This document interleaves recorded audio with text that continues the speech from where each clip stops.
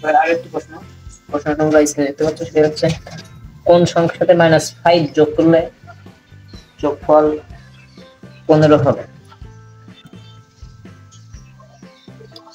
এখানে কোন সংখ্যা, সেই সংখ্যাটি আমরা জানি। তো ধরি যখন এরকম কিছু দেওয়া থাকবে কোন সংখ্যা কোন সংখ্যা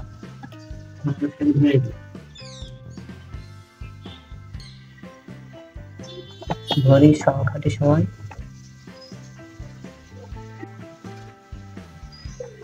x, তবে কোন কোন কোন সংখ্যার সাথে, মানে এই সংখ্যার সাথে যদি আমরা -5 যোগ করি, আমরা লিখি x প্লাস যোগ করতে হবে, যোগ করলাম -5, যেটা আমরা যোগ করবো সেটা হচ্ছে -5, এটা একটা বলে দিলাম। এটা যোগ করলে যোগফল হবে সমান সমান 15, প্লাস মাইনাসের ব্র্যাকেটটা তুলে দেবো, প্লাস মাইনাসে -5 সমান 15, x সমান এই -5 টা পাশে নিয়ে যাই, তাহলে প্লাস হয়ে যাবে সমান 20, অর্থাৎ সংখ্যাটি সমান সমান 20।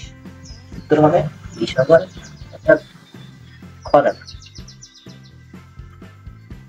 এবার আমি যে প্রশ্নটি করব সেটি হচ্ছে তিনটি ক্রমিক স্বাভাবিক সংখ্যার যোগফল 63 হলো। প্রথম সংখ্যাটি 20, 2 নম্বর অপশন দ্বিতীয়, প্রথম দুটি সংখ্যার যোগফল 42, আর 2 নম্বর হচ্ছে দ্বিতীয় সংখ্যাটি 22। এর মধ্যে কোন তিনটা সঠিক বা কোন দুটো সঠিক বা কোন একটি সঠিক সেটা বের করতে হবে। তো এরকম অঙ্কন আমি কোন সংখ্যা আমরা জানতে পারি সংখ্যাটি মানে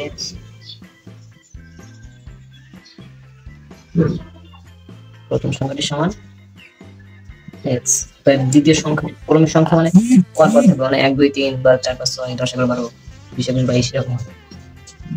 তো দ্বিতীয় সংখ্যাটি হবে এর থেকে এক বেশি বা কম।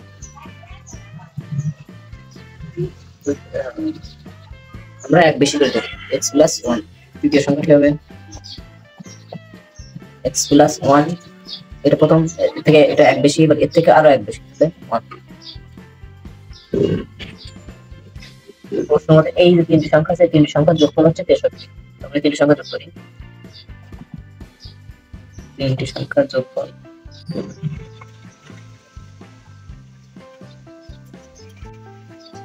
সমান x প্লাস 1 2 3 আর 3টা x 3x প্লাস 3।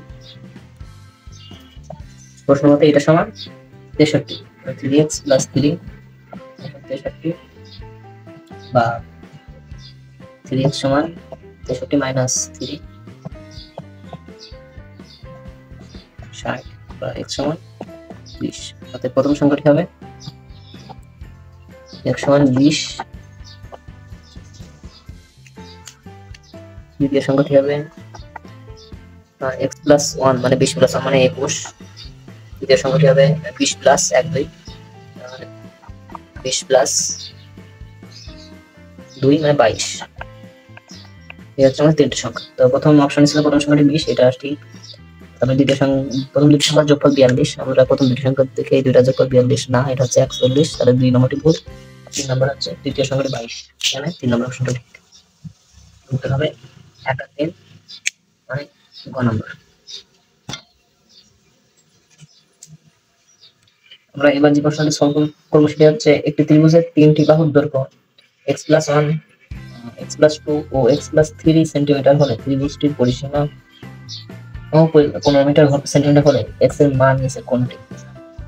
আমরা বলি একটি ত্রিভুজের তিনটি বাহুর দৈর্ঘ্য x plus 1 centimetre, x plus 2 centimetre, x plus 3 centimetre হলে ত্রিভুজটির পরিসীমা 15 সেন্টিমিটার হলে x এর মান নিচে কোনটি? তো x এর মান এখানে 0 থেকে বড় না, বড়টা দেওয়া আছে, এটা 0 থেকে বড় হবে স্বাভাবিক। তো ত্রিভুজের তিনটি বাহুর যোগফল নিয়ে কিন্তু পরিসীমা হয়, যে কোনো কিছুর পরিসীমা সবকটা বাহুর যোগ করতে হবে।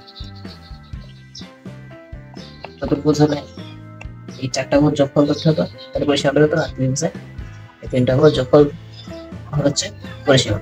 তো তিনটা বাহু তো দেওয়া আছে আর বলা আছে 15 সেন্টিমিটার পরিসীমা, তো আমাদের এই তিনটা বাহুকে যোগ করতে হবে, পরে x এর মান বের করতে হবে। তো প্রথম বাহু পরিসীমা সমান প্রথম বাহু x plus 1 প্লাস দ্বিতীয় বাহু x plus 2, এটা প্রথম বাহুটা দ্বিতীয় বাহু, তৃতীয় বাহু হচ্ছে x plus 3, এই তিনটা যোগফল মানে পরিসীমা সমান 15 সেন্টিমিটার। x হচ্ছে তিনটা 1 2 3 3x, আর সংখ্যা আছে 1 আর 2 3 আর 3 6, 3x plus 6 সমান 15, আর 3x সমান 15 minus 6 9, 3x সমান 9, x সমান 3 দিয়ে ভাগ দিলে এর উত্তর হচ্ছে 22 গ নম্বর।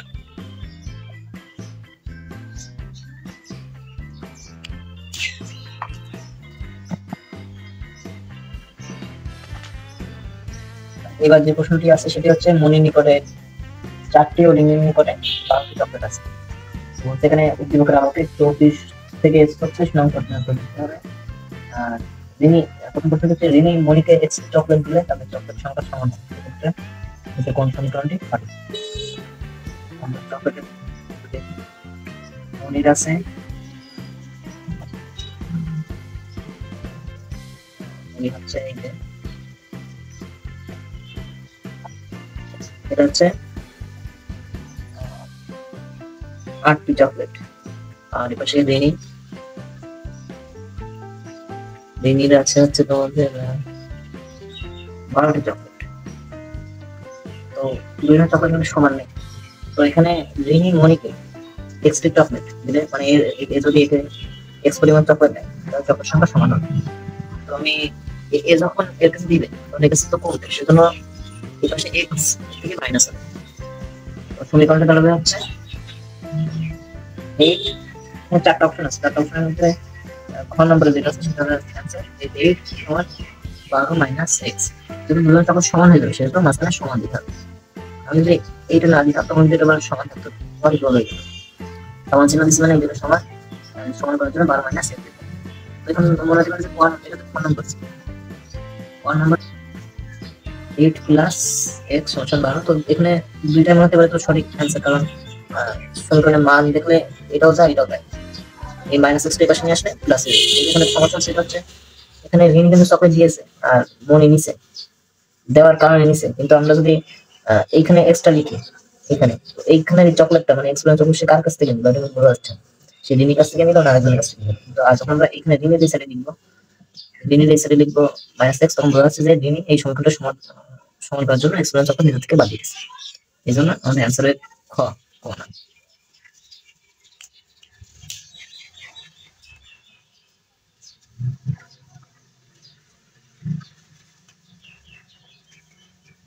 এবার হচ্ছে পরের প্রশ্ন, এক্সিলন কত হলে তাদের চকলেট সংখ্যা সমান হবে? তো আমরা একটু আগে যে সমীকরণ পাইছিলাম সেটা হচ্ছে 8 সমান 12 মাইনাস এক্স। এটা সমাধান করলে বেড়ে যাবে, আমরা এক্স টা এই পাশে পাঠাই দিই 8 প্লাস এক্স সমান 12 বা এক্স সমান 12 মাইনাস 8 সমান 4। অর্থাৎ চারটা সংখ্যা এক্স সমান 4 হলে বা এক্স সমান 4টা সংখ্যা হলে তাদের চকলেট সংখ্যা সমান হবে। তো তোমাদের সবাইকে ধন্যবাদ। আমাদের আজকের ভিডিওটা এখানে শেষ হচ্ছে। আমি পরের ভিডিওতে ইনশাআল্লাহ 7.3 এর অঙ্ক নিয়ে আসবো।